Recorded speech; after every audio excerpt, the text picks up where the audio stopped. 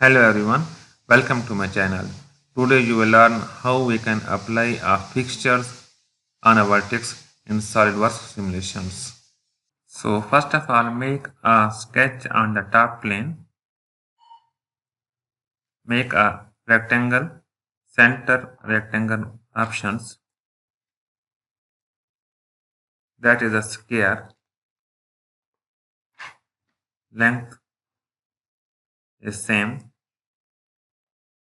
That is 80 millimeter. Okay, exit from sketch now and make a simple extrude with depth of 80 millimeter.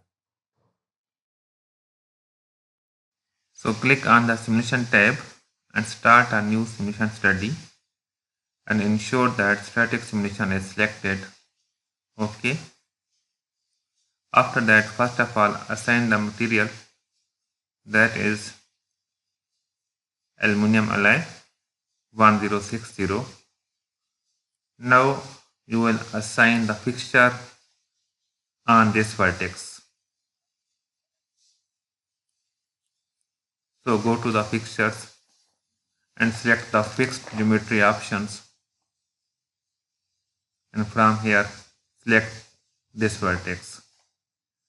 We can increase the symbol size of this vertex fixture, that is 200.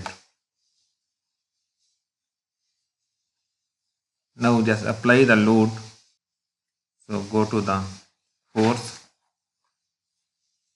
and apply a load. You can apply a load on this surface, that is 10 Newton. Okay, now run your study and see the behavior of this cube under this loading conditions. Okay, no.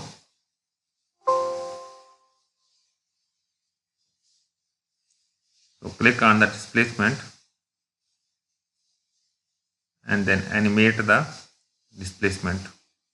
So this is the behavior of this cube that is fixed at this vertex under this loading conditions.